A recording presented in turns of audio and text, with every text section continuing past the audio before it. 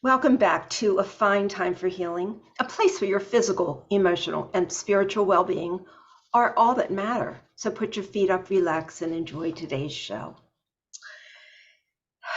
Today we have with us Brian Proctor, who is the author of the book My Father Knew the Secret, Growing Up with Bob Proctor. Brian Proctor was born in 1961 in Toronto, Ontario, the same year his legendary father, Bob Proctor, was given the book Think and Grow Rich by Napoleon Hill, which began his father's 60-year journey into personal development. For close to 30 years, Brian worked alongside his father as he taught some of the world's largest stages. And then Brian found his niche in marketing and business development. In the very early years of the internet, Brian originated an idea to build an email list to create value and a platform for his father to share his teachings. Good idea, Brian. This idea set Bob Proctor's company up for success by opening the door early to email list building long before that was the industry standard. So welcome, Brian. It's so great to have you with us today. Thank you, Randy. It's great to be here with you. Yeah. So this is Brian's book, My Father Knew the Secret, Growing Up with Bob Proctor. Now, for those of you who don't know who Bob Proctor is, once you hear about him, you're going to go, oh, yes, that's who he is. So, Brian, would you share with us kind of an overview of who your father was? Because I know he's passed away since. Yeah, my father was really, I think it could be said he was probably one of the founders of the personal development movement. He started teaching personal development back in the 70s. Long before it was ever the thing that it is today. He went and worked with Earl Nightingale, who was certainly one of the founders of the movement, and really learned a lot from Earl and his partner, Lloyd Conant. As you mentioned, he got the book Think and Grow Rich by Napoleon Hill, and he studied that book every day. And that book is certainly known in the personal development circles. Um, my father studied that book to the point that it was worn and falling apart. That's how much he studied it. And he was a student as well as a teacher. So he was really one of the first speakers out there that was really showing people how to live a better life, how to have more in this world, how to be more. And the amazing thing is, for those of you that do know who Bob Proctor was, it was not until he was 72 years old that he really made it to a very, very large stage. And it was just really by happenstance. He was filmed in a movie called The Secret. And when The Secret was released, it just went on fire. And it really got a hold out in the world, was a very big thing. And my father was one of the uh, dominant speakers in that movie. And because of that, he ended up on Larry King Live a couple of times, Ellen DeGeneres. He was out in the mainstream media, and that really opened him up to a whole new audience. So, who my father was, he was somebody that taught personal development. He never liked to be called a motivational speaker. He didn't feel that that's who he was. He thought he was a teacher. And he did whatever he could, Randy, to show people that they are capable of so much more, of being more, doing more, having more. And that's what he was all about. So from 72 until he passed, how many years was that he had in this glorious limelight? Well, he had quite a few. He passed away when he was 87, I guess. Yeah. So, he had quite a few years with that. And he had a fun life. He certainly got out and around. So, once that movie came out, boy, he started to speak in South America in stadiums. I mean, it was just he really, really hit a large audience. So he had quite a few years of the enjoyment with that before things obviously went the other way. That's really wonderful. And what else is wonderful is that you grew up with him as your father and someone who inspired you, I think, every day of your life, gave you perspective on life, that made your life better, made you deal with life in a better way, and also helped you bring into your life the things that you most desired. And there's so many things I want to touch on from your book, but you start in the beginning of the book and you say, if all your past experiences make you who you are today, then who would you be if you forgot your past and started in a new place? So, can you elaborate on that? Well, that statement actually is something that I wrote several years ago. Um, when we would hold big events. We would do seminars, and my father would be up on stage speaking. There'd be hundreds, if not thousands, of people in the audience. And I worked with him for, close to 30 years. So I was at virtually every seminar. And I'm not sure where that came about, but that is something that I wrote in a journal after hearing him speak. And I really started to think about it. And I put it in the beginning of the book because I think that's something that we need to look at. If, our past experiences and everything else do form who we are, which I agree they do, if we were to let go of that, just let it go and be in a new place, who would you want to be? How would you want to be? What would you like to do? And here's the cool thing, Randy. We all have the ability to change our life, to be, do, and have whatever it is that we do want. If we're not doing that, we have the ability to let go of the past and to start anew if that's what we choose to do. And if you were to do that, how would you want your life to be? How would you shape it? How would you orchestrate whatever's going on around you? And I challenge everybody that's watching this that if you're not living the life you want to live, make a decision right now, right here, that you're going to start to live the life that you want to live. And I'm not going to say that you can instantly become a millionaire and live on a yacht. I mean, that is something that you can move into. But, if we start living, and I say this in the beginning of the book and at the end of the book, if we start being the best version of ourselves every single day, our life will change. So often we get caught in past memories and things that hold us back, really. And boy, if we start to decide, how do I want to live? And then what do I have to do to start to be that person or to live that way? And if we start taking action every single day, even if it's small steps, 6 months from now, gosh, you'll look back and you'll think, wow, look at this. I really do have a new life. I'm living a new way. I've let go of some of that crap from the past. And you can reshape your life. And it's it really is that simple, although I know we think it's more complicated. And we can overcomplicate things that way. But that's really what it's all about. Yes.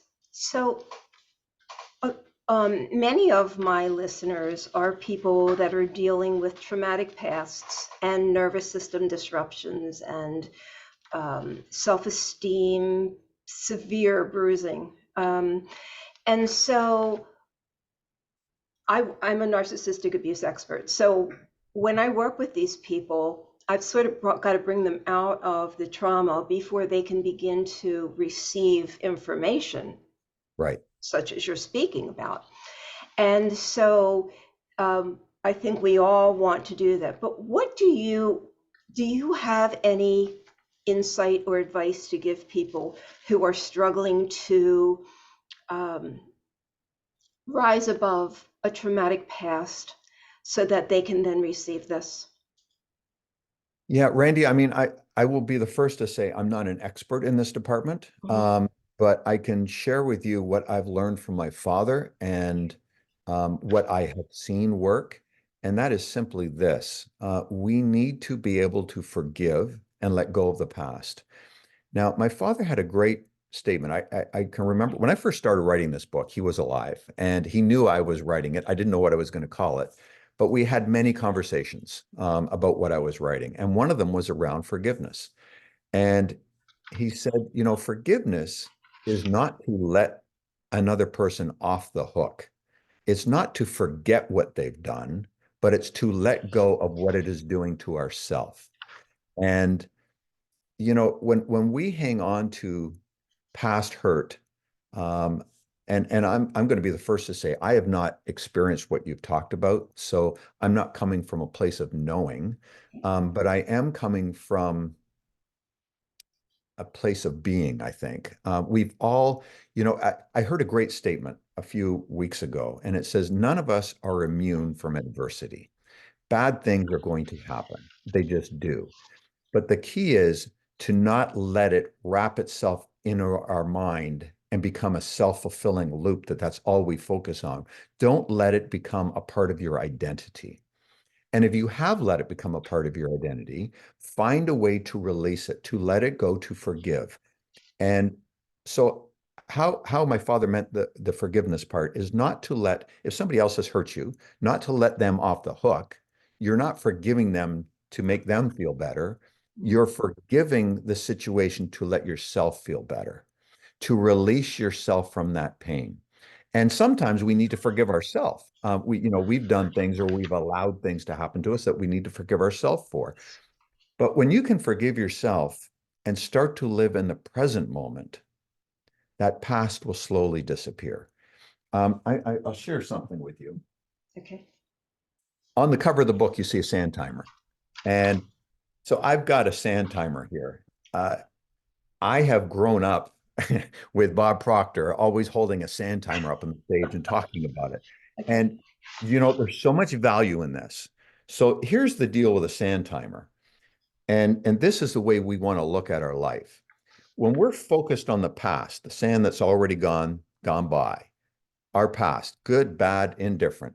When we're focused on the past, we're not living in the moment. We've got these mental blocks that are holding us back. If we're focused on the future and the uncertainty of what's to come, we can become anxious. But if we can focus on the right here, right now, the sand that we've got that's flowing at this exact moment, Mhm. the more we can really take charge and focus on the current present moment, the past will not affect us as deeply because we're not thinking about it. We're focused on what can I do right here, right now. And if you want to get rid of that past or let it go, start doing whatever you can to live in the present moment as much as possible. That's what's going to make really all the difference in the world. And if we can, that's why I say if we can be the best version of us in this present moment every single day, we're going to have a better life, Randy. We really will. And I'm not going to say that will eliminate whatever has happened to somebody in the past, Mhm. but it will dull the sharp edges. And the more we can be present and do whatever we can in this moment, the more that will be gone and the greater our life can be. So well said. So this brings me to a quote I had written down here. So your father said, "You can't change the time you got out of bed this morning," which is a simple reminder to look forward, not backward. And you said, "Letting go is not forgetting. It is dulling pain's sharp edges and replacing that with self-love." Love this. I just love this. I love this. But this is so important. Self-love. How do you explain self-love? Well, I think self-love is the foundation for all goodness in our life. We're not going to attract good things into our life to a great extent until we love ourselves and are at peace with ourselves. And you know, I know I consider myself, I live a bit of a charmed life. And, you know, I had great parents, and I learned great things. I don't have a sad story. Um, you know, so my self-image was built from a young age in a very good way. And I realized that self-love is the foundation that will enable us to love others, to be a better person in society, to be a better person for ourselves. And we just need to find a way to let ourselves sometimes off the hook. And like we say, sometimes that forgiveness piece, I think a lot of people are always focused on who they've got to forgive. So many times they've got to forgive themselves. We can beat ourselves up so bad sometimes. And when you can let that go and forgive yourself, it's like that the quote you said, you can't change the time you got out of bed this morning. I love that quote. Mhm. Whatever has happened in the past has happened in the past. We can't change it. You cannot change the time you got out of bed this morning. It is what it is. So what can you do right now to just lighten the load even a little bit and just live a little bit better? Yeah, you're so right about that. So, and with the clients that I work with, I experience this almost with every single client I work with. When they come to me and they're feeling very broken, Mhm. generally it's what they're saying to themselves, not Right. what happened. Okay. Yeah. And so one of the first exercises I give them is to really begin to focus on what they're saying to themselves, really be aware of the things that they're saying to themselves, and then just begin to just quietly shut it down or however you want, one by one. You don't have to do all of them. But I notice from that session to the following session is usually a huge leap. Yeah. I love that whole concept. I've often said, would you be friends with somebody that spoke to you the way you speak to yourself?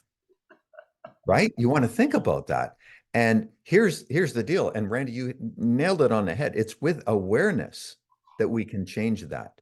And we're aware when we're aware that we're not speaking good to ourselves, we can change that. Mhm. It's as simple as a switch in our head. Once we know we're doing it, okay, what can I do to change this up? How can I start speaking better to myself? How can I start being kinder to myself? Awareness is everything. It is everything. And so thank you for bringing that up. Um, So let's talk about the law of attraction, because I think there's a whole lot of confusion around the law of attraction, and I'd like to clear that up. So you said you can't wish for a thing and have it appear. The law of attraction is secondary to the law of vibration, which is the primary law and states that everything in our universe vibrates, nothing rests. Therefore, every single thing we want is already here. Powerful. So I'm going to let you elaborate on that, because people might have heard me say that and go, what did you just what did you just say? But I like the way you said it, and I'd love for you to explain. Well, this is one of the things my father taught me right from when I was a young boy. And he, if you've seen the movie The Secret, I think you'll understand it a little bit better. And that's really what the whole movie The Secret was based on. And my father always taught me, he says, we're like a magnet and we attract to us whatever we're in harmony with, whatever we're giving energy to. So we got to be careful about what we're in harmony with and what we're giving energy to. Make sure it's good. And, he said that to just wish for a thing is great. Sometimes dreaming will allow us to see where we want our life to be. But then we have to get in alignment with whatever that may be and start stepping out and taking action to bring it into our life. He said the one thing that the secret taught was about the law of attraction, and that we do attract whatever it is that we think about. However, he said it never got into the whole action piece of it. And we do need to step out and take action. So if we want something in our life, we need to visualize it. We need to think about it. We need to give energy to it. But then the most important thing is we need to step into action and do something to bring that closer to us. And I often say it's usually the little things. I see so many people that have a big goal and they think I need that big thing to happen for me. Well, that big thing is usually a whole bunch of little things added up over time. That's right. And if we got focused on what little thing can I do today that's going to get me a little bit closer to my goal, a little bit closer to my dream, 6 months from now, you'll have gone through 6 months of doing little things every day, and you'll be amazed at how much closer you'll be to it if you haven't already achieved it. So really the law of attraction is just, and the law of vibration is, what are you in harmony with? What are you giving energy to? You want to think about that. If we're giving energy to negative stuff, all we're going to do is see the negative stuff around us, and we'll attract more of that into our life because that's what we see. If we want to focus on the positive and be in a positive vibration, what can you do? I'm not going to say you can't do it 24/7, but if you can get yourself into a positive vibration and start seeing the good around you, what are you grateful for?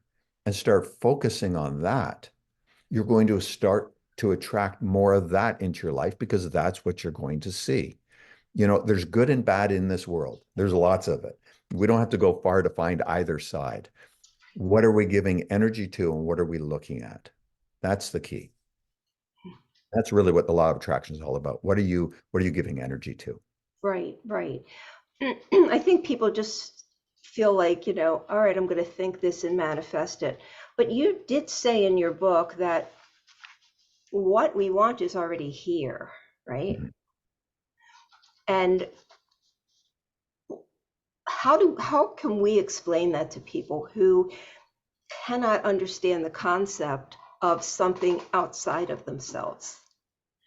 To, Well, I think, Randy, that, here's the deal. Somebody could be sitting on the street corner, homeless, thinking, well, that's great for them, but this isn't going to work for me.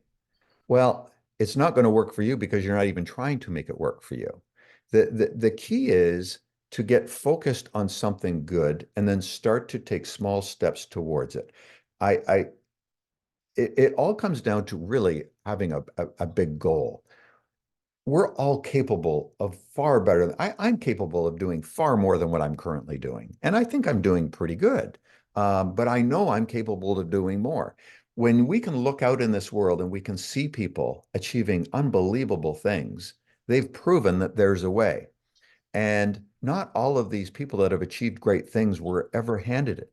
A lot of them started with nothing. We're all capable of achieving those great things. They didn't do it overnight, or most people didn't. I'm sure there was a few that did, but I would venture to say, if you were to analyze all the people that have done great things in their life, most of them, it took a period of time before they got there. And if we want more in our life, we need to have a goal. We need to have something that we're going after that inspires us, that we don't know how we're going to achieve. The key with having a goal that we don't know how we're going to achieve is that two things. Number one, it needs to be inspiring. It needs to cause us to wake up in the morning. What am I going to do different today?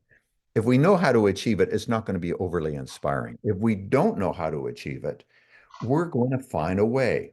And if you have a goal that inspires you, you're going to step out and do things you might not normally have ever done before.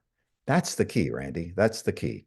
If we can step into doing things that might be uncomfortable, might push us completely out of our comfort zone, but if we're so inspired to achieve this great thing that we're willing to step into whatever it takes, before long, you will bring into your life all the good that you're looking for.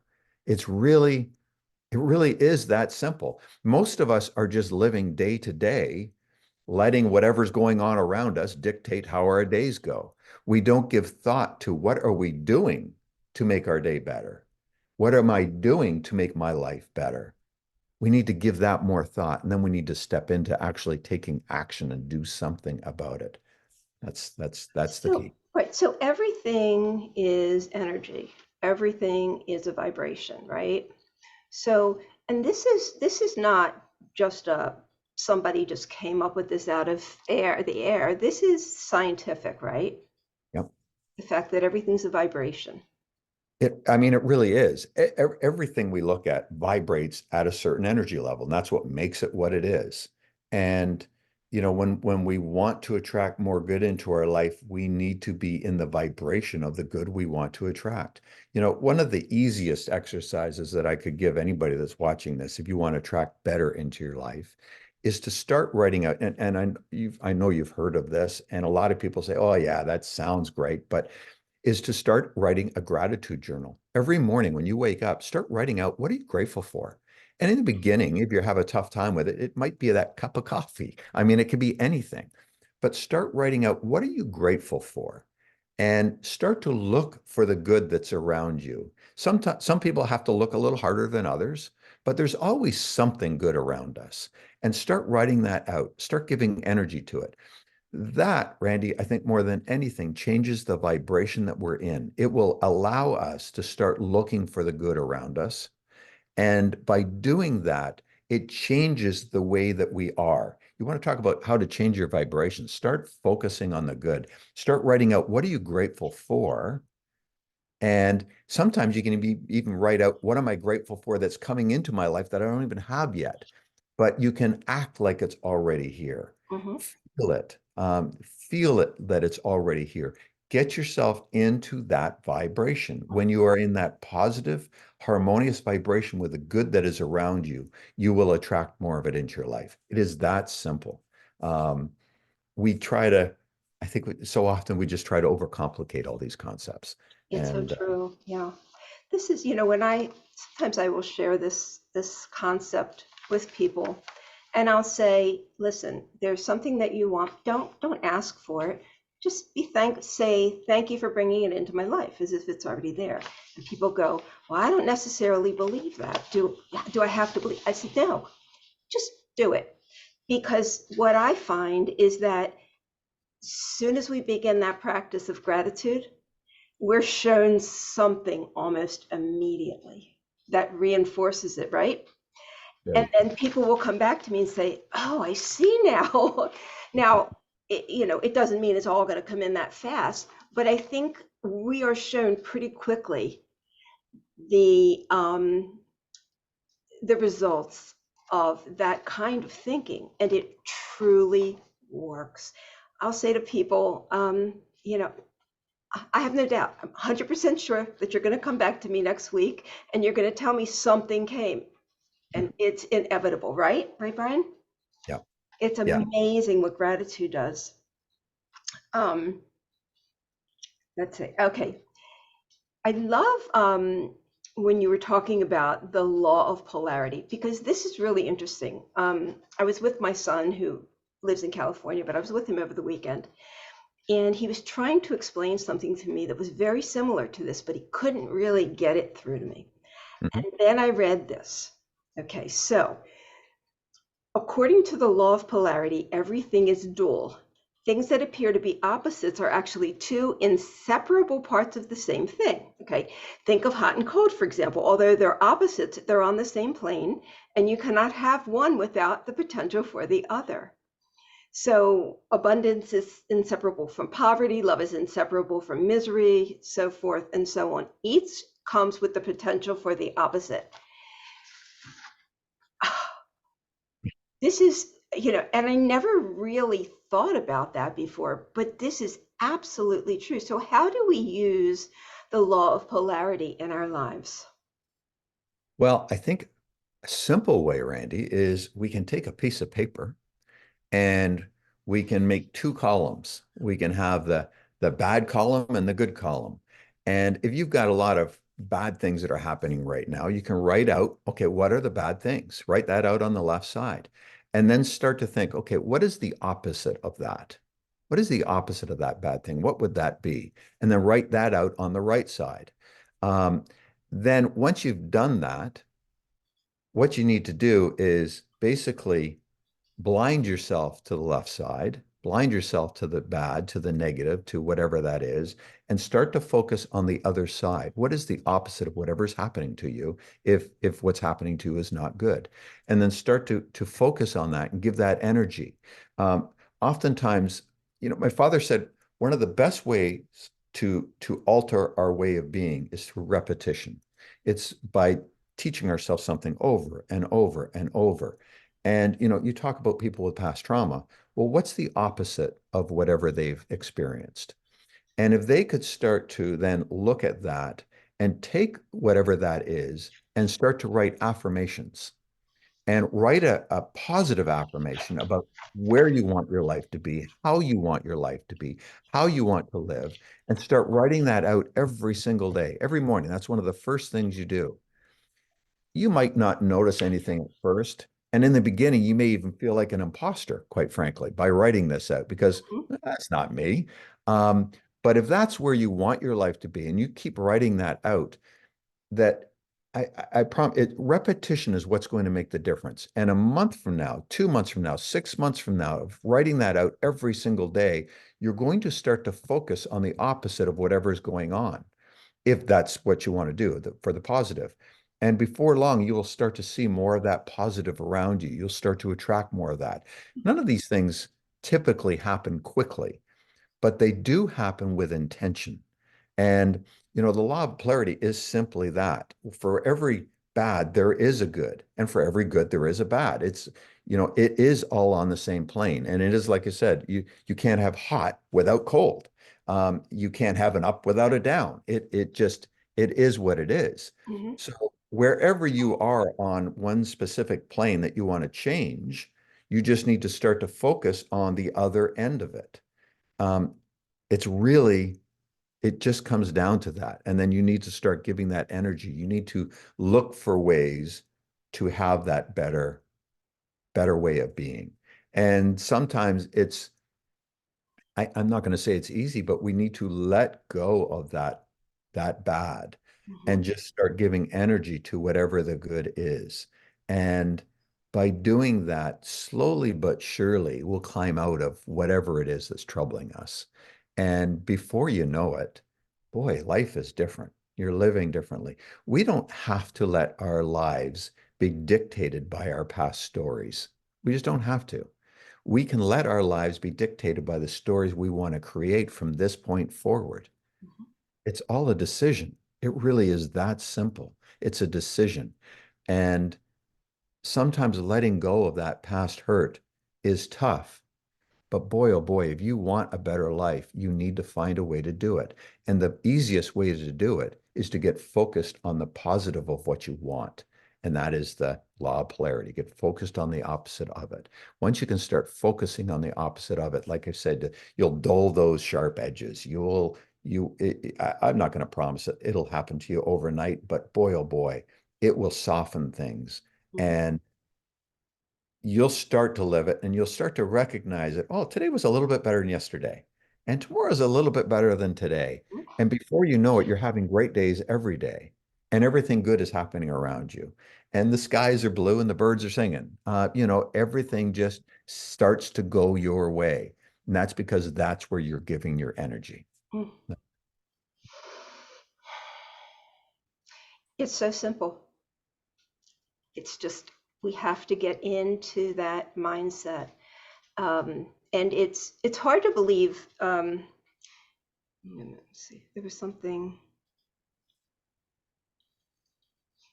Oh, this was one of your father's quotes. Faith and fear both demand that you believe in something you cannot see. You choose. And then, Yeah, really. yeah, Wow. yeah. Really, our life and, what's happened in the past has happened. But what happens in the future, it's up to us. It is our choice. Where do we want it to go? Mhm. And if you want a better life, start to choose a better life. It is that simple. And it's all here. It's all with awareness. Mhm. And the more we can become aware of that, and the more we can make positive choices, the better our life is going to be. Mhm. You know, and I think that quote, I think will help some people grasp this concept Mhm.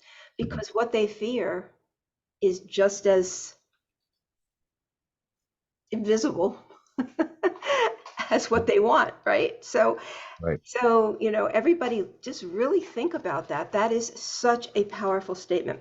So you were talking about making these changes, and I loved um, this letter writing that you do with your audience, where you ask the audience to write a letter to their future self, dated 1 year from the day. So Explain how that works. So it's actually a really fun exercise, Randy. I had so much fun at our seminars when we did that, and I could see the audience responding to it. And really, it's as simple as this. Take a piece of paper and picture yourself 1 year from today. Where would you like your life to be? All right. Doesn't have to be real. Take the lid off the imagination. Where would you like your life to be 1 year from now? And then write a letter to yourself, congratulating yourself on what you've achieved through that year and where you're at. And write it in detail, write it in a positive tone, and use really encouraging and powerful words about how proud of yourself you are. So you're writing this letter to your future self and congratulating yourself for all the accomplishments, all the things you've done in that future year. And so we have the audience do that. Number one, it does this. It puts you in a really a whole different state of being. You really start to open yourself up. And when you first start writing, you may be a little conservative. But by the time you get down a little further on the page, you're going to find yourself starting to open up and think, okay, you know what? It'd be kind of cool to have this or to do that. I don't have a clue how I do it, but what the heck? I'm just writing a letter to myself. Mhm. And then start to open yourself up to more and watch what that does to your being, how you feel. You'll find that your your vibration will change. Um, so by writing this letter out, there's a lot of power into it, and it opens you up to a better future. And by using positive, encouraging words to yourself, you're kind of patting yourself on the back and holding yourself up in a better way. That's a positive thing. So we have the audience do that, and we let them take 20 minutes, half an hour, whatever is required. Really take your time to get into it, and then we actually have them seal the letter up in an envelope, and we had them give us the envelopes, and they put their address on it. And a year later, we mailed them their letters.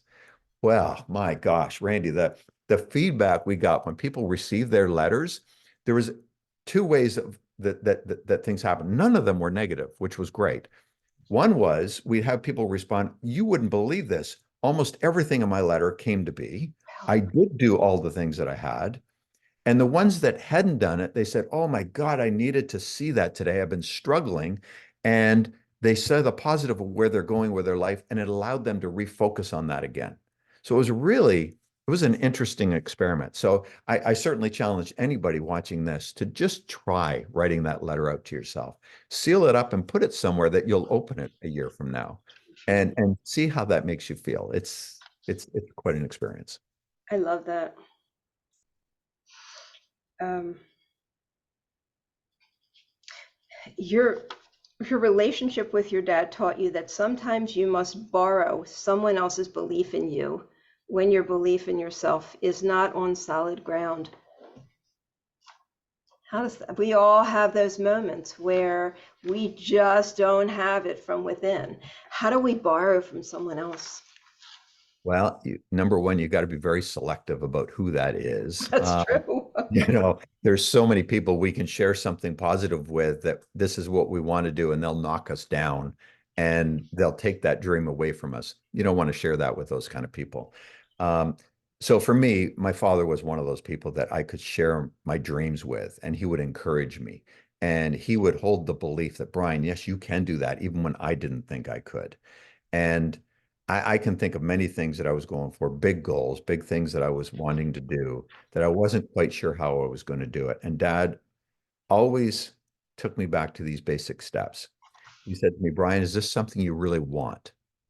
And if it was, I said yes. He says, okay, great. He says, you don't need to know how you're going to do it or what steps you need to do right here, right now. You just need to know that that's what you want. So set that as your goal, your target, and then you'll figure it out along the way. And he always encouraged me. He was always behind me. He would check in with me weekly, daily. How are you doing towards this? Are you getting a little bit closer? Have you found a way yet? There's so much power in that. So for anybody watching this, I challenge you to find somebody that can help you look for the good that you want and will hold you accountable. That's really what it is. You just need somebody that will hold you accountable, but in a positive way, and they'll encourage you. And oftentimes, Randy, I have done things that I wasn't quite sure how I was going to do it. And I don't know as I fully believed that I could do it. I knew I could, but that belief was not super strong. Mhm. But my father believed I could. And a lot of times I borrowed his belief that if he really believes I can do this, I'm sure I can. And Mhm. that's what you need to find. And quite frankly, if I was to take a guess at this, you are that person for a lot of people. You're coaching people through different things. You're essentially that accountability partner for many people. Yes. And we just need to find people like that that will believe in us, that will hold us up, but also hold us accountable. What are you doing today to get you there? That's it. I kind of learned this in parenting my children that I never allowed them to have the limiting beliefs. I would always tell them what they were capable of, how wonderful they were, and they rose to those suggestions. They Yeah. just rose to them, even if that didn't even look possible.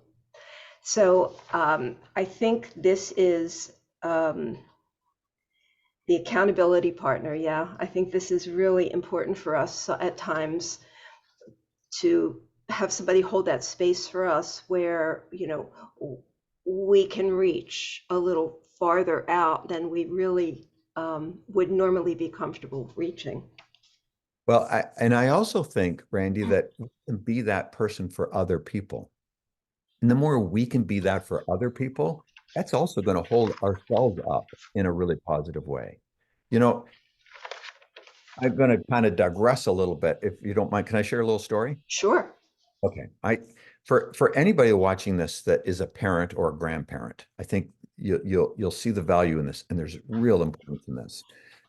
My one of my earliest memories of my father was when I was a very, very young boy. I'm in my 60s now, so it was a while ago. But when I was a young boy, dad would, if he was home, if he wasn't traveling, he was the one that was putting me to bed at night and kind of tucking me in and saying prayers and whatever you want to call it.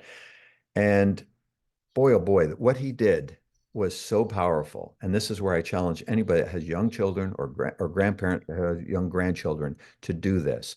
Dad would sit at the side of the bed and he put his hand on my chest. He always said, you got to have a physical connection, that our energy transfers. When, when you hug somebody or you even shake a hand, you can feel that energy. So he put his hand on my chest and he would start to relive my days with me. And he'd have me focus on all the good things I did that particular day. And if I had something bad happen to me, he would have me look for the good in whatever I could find out of it. He would have me search for the good out of the bad. And sometimes that could be a little bit of work. Um, but it might have been something that just made me stronger, made me tougher, made me more resilient. Whatever. He had me look for the good. Then he did this. He would say to me before I closed my eyes, he says, Brian, you are capable of being, doing, or having anything you want in this world. You're going to go to sleep tonight. You're going to have a wonderful sleep. You're going to wake up with a big smile on your face and have a wonderful day. Mm. And that's what he did to me every day. Well, I mean, you can imagine how that will build a self-image in somebody. And he Amazing. really let me aware that I was capable of anything. Well, here's the great thing. Because of that, I never had struggled with my father. I never had those times in our lives where we just didn't. Mhm. Um, and I got to do that with my children. Mm. And I never had troubles with my kids through teenage years, whatever. They're just great children, well adjusted, really powerful. Now I see my daughter doing that with her kids, my grandchildren. And it's magnificent.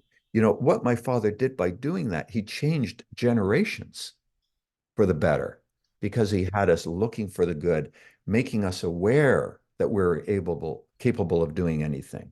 And boy, there's so much power in that. So that's I don't know what made me think of that, but it just did. And Oh, I'm I think glad you there's said that. value in it. I read that in your book, and I just absolutely love that. I sort of wished I could go back. My kids are adults in their 30s, but I sort of wished I could go back, but I mean, I did it in different ways, but I love that. Put your hand on their chest and tell them that they're capable of anything. Wow. You know, I know you know how lucky, how fortunate you are to have had a father like that. This is, I mean, I don't know how many people you've ever met that could say that about their father. I've met a few. I have met a few, but I've also met a lot that haven't. Yes, so I do acknowledge that. You Yeah. know, here's an interesting thing. I was doing a podcast with a fellow that's a lot of people would know. He's pretty popular. I'm not going to say his name because I don't want to. A really super nice guy. And he heard me talk about that bedtime ritual. And he has a son who's 17 years old. So he's like, well, he's a little old to be doing that with now. But he's thought, boy, there's so much power in that. He started to do it with his son at 17. Wow. And he says, it was awkward at first. He said, my son's looking at me like I'm a little nuts. I felt a little awkward. But he says, I knew the power in that. So I kept at it. And he just kept doing it. And they both became much more comfortable with it. And he says he sees the way his son is starting to change.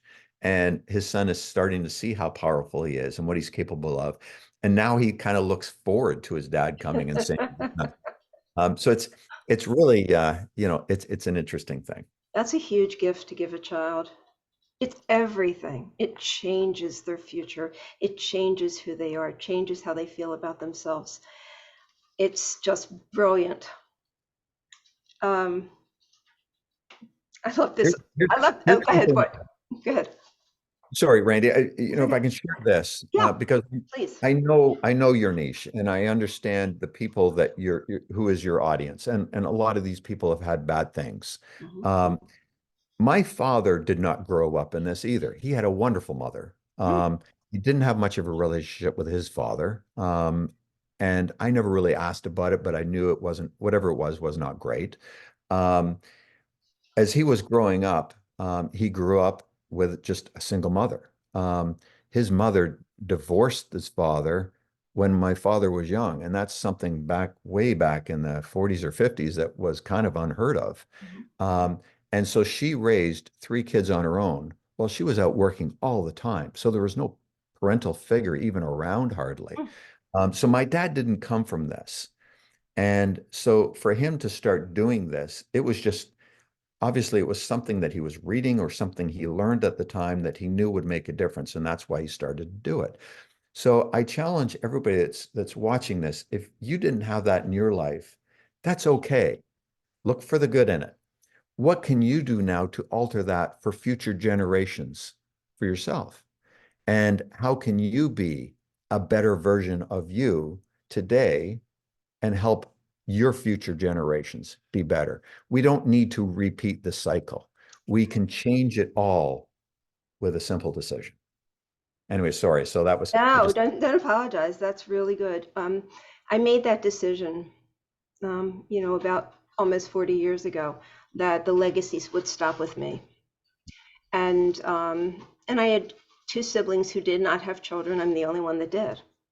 So I was determined to stop the legacy. And what you said is so important. It does. These things do go through the genetics, and they go through generations and generations and generations. And we don't have to allow this to continue. I love that. I'm so glad that you said that. Okay, so this is this is a great Bob Proctor quote. Another one. What others think of you is none of your business. So this is really about us thinking that everybody's opinion of us matters, right? right. And it doesn't. No, here's the amazing thing is, most people are not thinking about us as much as we think they are too. Right. Um, it's here's the cool thing. Dad said that, we'll never get on in this world in a great way and be a force to be reckoned with if we're always worried about what everybody's thinking of us. Because if we're trying to appease everybody and try to make them look on us like whatever we're trying to create, if we're worried about everybody's opinion, we'll never really do much of anything in our life because we'll just be trying to appease people. Um, it doesn't matter what anybody thinks of us. If we're being the best version of us and we're out there making a world for us, that's a great thing. And you're going to have people that'll look at you like you're nuts, and you'll have people that may criticize you. Mhm. I get on, I'm doing podcasts, doing different things like this. Sometimes I'll look at some of the comments, and boy, there'll be some negative comments. Yes, And I think, I'm sure. wow, you know what? Too bad for you. Mhm. And I just brush it off. It does not matter what somebody else thinks of me. I would like you to like me, but it does not matter. It's not going to affect me because I know who I am and I know what I'm trying to do in this world. And I think if we can all be that way, not be affected, not worry about what other people think of us, and just do the best we can, boy, life is just going to be a little different. It'll be a little bit better. And it really is none of our business what they think of That's so good. That's us. so funny that he said that. Yeah, it's about if our intention is good, we don't have to worry about how it impacts the world or other people. If your intention is bad, well, then I think you better reassess. But no, if you have only the best intention, go for it. Don't worry about what other people think. They don't have to live in your skin. They don't have to live your life. And was your father um, around when social media really took hold? He was. He only passed away literally, it'll be 2 years in February. Okay, wow. So yes, he definitely was around when social media took Okay. hold. Because that And is really negatively influencing a whole generation to try to, they want everybody to like them, everybody to appreciate, to give them feedback. What did he have to say about that, if anything? you know, he uh, it- he was certainly on social media because that's part of doing business today. It's part of, generating an audience. But he never really looked at the comments. He never worried about the comment. Um, there's so much stuff out today, and it comes down to this. Yes, there's trolls out there, and there's people that are going to say bad things about you if you're on social media. Don't give it. Let it keep. Don't let it take away a part of you. If we're out doing the good, it makes no difference what somebody else says or does, and it really comes down to this: how are you being? If you're being good, it's all good.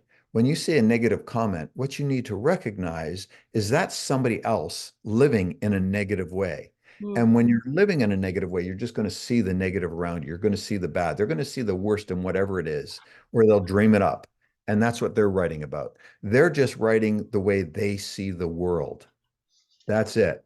So acknowledge when you see something negative or if somebody has written something negative about you, that just recognize that that is the way that person sees the world. It's got nothing to do with you. It's got everything to do with them. mhm. And if we can keep being that force for good and just keep doing good, keep looking for the good, you'll find the good. And when you do see that negative, it won't affect you as deeply. You'll be able to fluff it off. I'll be the first to say sometimes I see a negative comment and I think, God, and Right. it, and then all of a sudden I realize, okay, whoa, whoa, whoa, I got to change my thinking. I got to realize that this person is just that's who they are, and let them go, let it go, Mhm. and just start focusing on the good. That's Mhm. it. Exactly. Sometimes it stings at first, but then you just, you have to consider. And there are so many people who don't comment, who have been greatly, wonderfully impacted by what you said. It's often those that want to have a gripe or want to put you down, or those are the ones who have the voice often. So it's very nice when people leave good comments, good positive comments. Very That's true. very nice.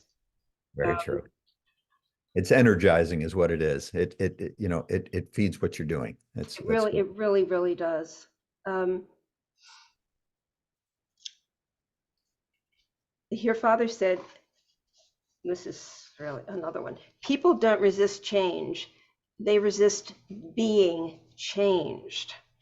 And then you added, when you present yourself differently to those close to you, you're making them uncomfortable. You're shifting their world and creating a change. Um, That's so true. We don't resist change. We don't like to be changed. And here's the thing, and I know you've experienced this with your clients and people that follow you. Um, People are looking for a change. They're looking to get out of that negative. They're looking for the better. And when they start being that better version of themselves, they've let go of some of that past and they start being that good that they want to be. Sometimes those closest to us can be the ones that can hurt us the most because we are forcing them to change the way they see us. That's it. And force negates. People don't like to be changed. And it's not that you're forcing them to change, but you're causing them to have to change the way they look at you because you're being different. But if you can just let that go and just you keep being the force of change for you for good, Mm-hmm. life will just it will get better. And the people that don't like to be changed, it might take a while, but eventually they'll see us as that better person. Mm-hmm. And if they don't, you'll find that you'll just slowly drift apart. And Right. that can happen within friends, within family, even. You know, I've got people in my past that I have known for a long time that you know I maybe don't see as often. I don't talk to as often because we're just on different paths, and I'm not going to let the negative pull me down. Um, and there's nothing wrong with that. There's nothing good about it. It just is what it is. You know, that was one of Dad's favorite sayings. When anything would happen to us, well, it is what it is. And then he would just carry on and keep trying to do good. And that's it. And if we can focus on just being the best version of ourselves and not worry about how other people look at us, Mm-hmm. how we're shifting the way they look at us, because we are forcing people to change without even knowing it sometimes, just by being better. Um, You're so right. You're so right. Yeah. Um, I read a book many, many years ago. It's probably one of the first self-help books I read called The Dance of Anger. I don't know if you're familiar with it, but it talks about the fact that relationships are like a choreography, like a dance partner. And when you've danced with this person, you know the steps. You're not stepping on each other's toes. You sort of you know where you're going. And then when you change your steps, the other person is, you know, they're clumsy. They're stepping, and they get very frustrated. They don't like it. Dance the way I want. You know, I'm used to you dancing. Um, but you know, I know in my life because I have changed tremendously. I mean, with every decade, I'm like, but I tell people, just don't get in my way because I'm not going to stop. You know, just if you want to go with me, great. You know, a lot of people didn't, and that's fine. But it's absolutely true. And I have had clients say to me, but what happens to my spouse when I change the way I'm doing things? They're not going to like it. Well, that's true, right? They're not going to necessarily like it. But if the commitment is there and the love is there, they will find a way to adapt, right? That's exactly it. They will find a way.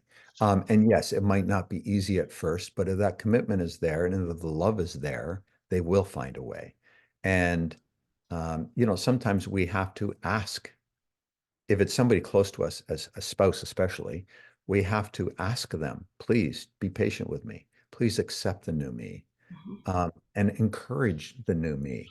And sometimes if we ask them for help along the way, that can make that change a little bit easier. Mhm. I think it's important to state Mhm. Yeah. that to whomever is in your life, I'm changing. You're going to see some changes in me, you know? So don't get scared and don't try to stop me. Just observe, you Mhm. know? And if I think if you do make that statement, it helps everybody. When you don't, people don't know what's happening. So making people aware. Um, so we're almost done, but I wanted to talk about well, you said change is going to happen whether we're ready or not. Learn to lean into the discomfort. I agree with that. I completely agree with you. I wanted to talk about the feel good box because I really, really like this for children and for ourselves. So maybe we could, end the show explaining what the feel good box is so that everybody has a way to do this. Gosh, you know what, Randy? You're the first person that has asked me this. That's amazing. I love it. So I have a couple. Um, and these are boxes that are just filled with positive things, positive memories from your past. It could be as simple as a postcard that you received from somebody. It could be a gift that somebody's given you or a token. It can be anything. But it's all filled with positive things. And when you're struggling, it's nice to be able to go to that little box and look at these positive things from your past, some of the good things that have happened to you, and kind of reinforce that goodness and know that there's goodness around. Um, it will help lift us out of troubled times a lot quicker. Um, I don't want to get too emotional here. So I've got a couple of boxes, and I've got one that, gosh, I gave my father. Um, so I've got this.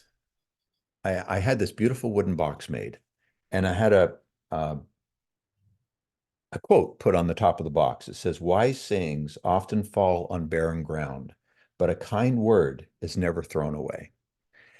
What I did with this, and this is a great gift idea. If you know, we're coming into a season of gift giving, and if somebody's struggling on something to give.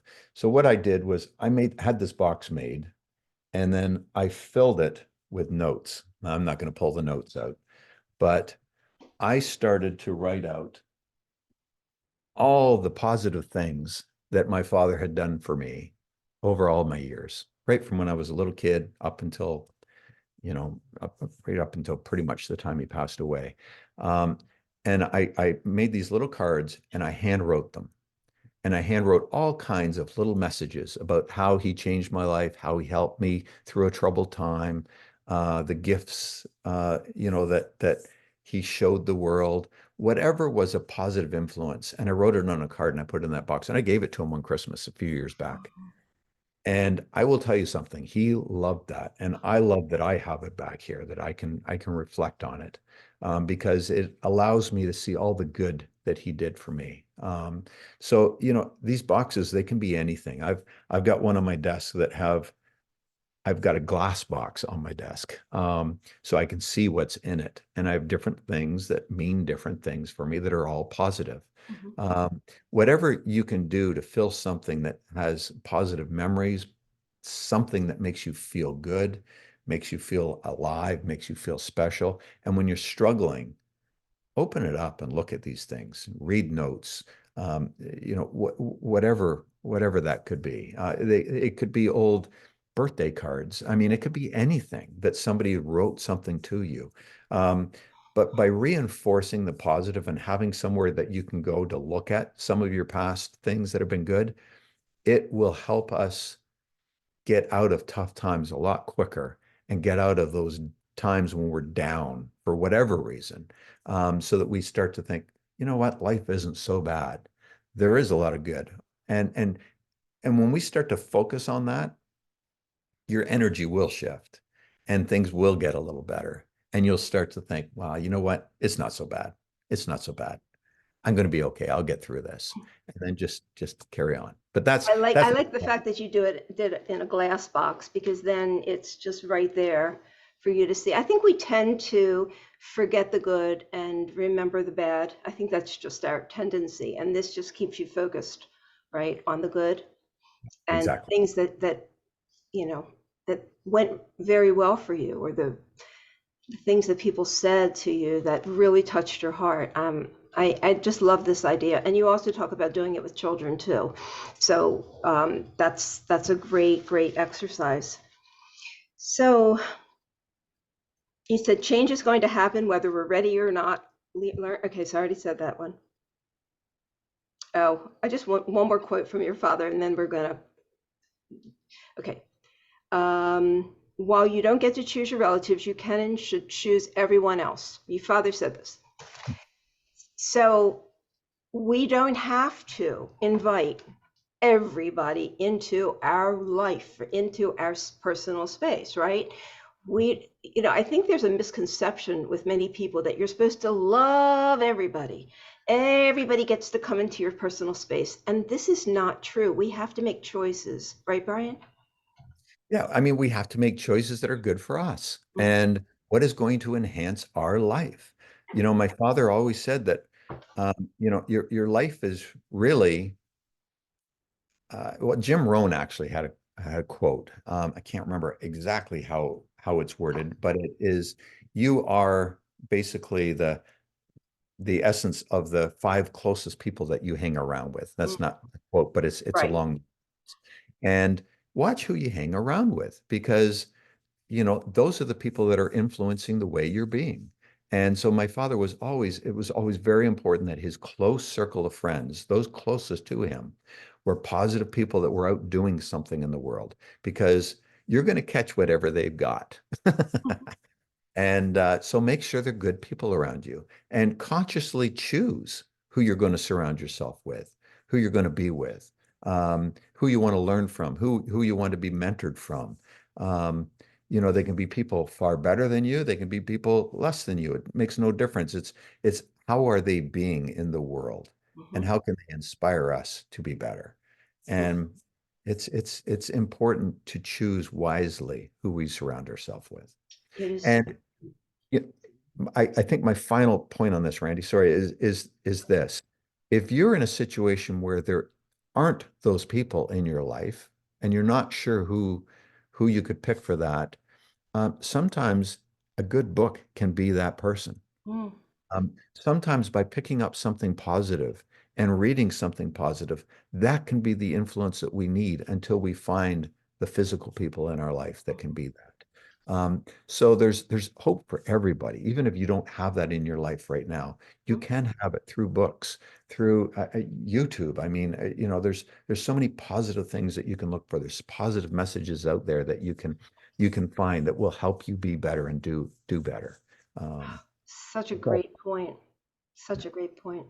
Well, what can I say, Brian? I mean, you know, your father was a beautiful man. Here's the book. I always forget how to do this. My father knew the secret. But you are a beautiful man, and your father has given you a wonderful gift, and now you're sharing it. So tell us how you are. Are you actively working with groups, or what are you doing now? Well, right now I am on book tour, I guess, more than anything else. I'm just promoting this book, getting it out into the world.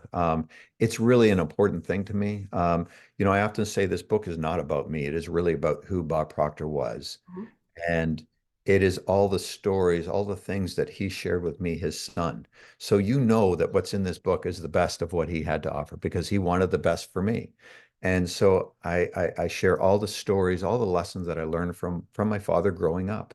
And as you notice, I have consider points at the end of each chapter. That was actually my wife's idea, and I loved Mm. it. Mhm. And the consider points are, how can you apply these lessons and these thoughts into your own life so that you can live a better life? So for me right now, it's been all about promoting this book and just getting out into the world. I know it can do good in the world. I know that when people pick it up and read it, you'll find something in there that will resonate with you. I wrote it in a simple way that's very conversational. I don't like to overcomplicate things. I think one of the things my dad always taught, he said, you truly understand something when you can speak it simply enough Mm. that a young child will understand it. And I feel I've kind of written a book in that way that anybody can pick it up and understand it. I loved it. I loved the book. I highly recommend it. Um, there's so much wisdom, so much inspiration in there from you and your father. And so it was a huge gift in my life. Well, And thank you. I'm and I'm so glad that we got to talk today about all of this. And is there a website that you have where people can go for more information about you or your father or? Sure. Yep. You can go to brianproctor.com. There you'll find links that you can pick up the book in whatever country you're in, Mm. or go to Amazon. But if you go to brianproctor.com, you'll find those links for the book. But there's also some bonuses that I give out to people. And one of them is a workbook to work along with a book, Mm. different things that I think you'll find of value. Oh, I have a newsletter that I send out. I don't inundate people with email. I send out one newsletter a month and usually one blog a month. So it's just a couple of emails. You're not going to get hit every day with anything. And it's just stuff that I feel has value that can help. Um, so that's it in a nutshell. Really simple. I'm not selling anything crazy. It's just a book. But I think you know it, and I promise everybody who's watching this that in the US, this book is $17 to $19, depending on the you know Amazon algorithms, I guess. But that 17 or $19, I feel from my heart is money well spent, because you are going to get everything in there that you need to really live a better life, to lift yourself out of wherever you're at and start to look for the good that's around you. And there's actual messages and tips in there on how to do it. So I hope you get a copy of the book, and I hope you really enjoy it. yeah. And I do recommend that everybody get it. As I'm reading it, I'm thinking about situations where I could have said this and that would have been so perfect, or said that and that would have been so perfect. And so I took a lot of notes, because the wisdom is invaluable. It's priceless. But thank you so much for agreeing to be my guest today. It's been really wonderful to meet you and know you and speak with you about all of this. So thanks again. Have a wonderful, wonderful day. thank you, Randy. It's been great being here. Thanks.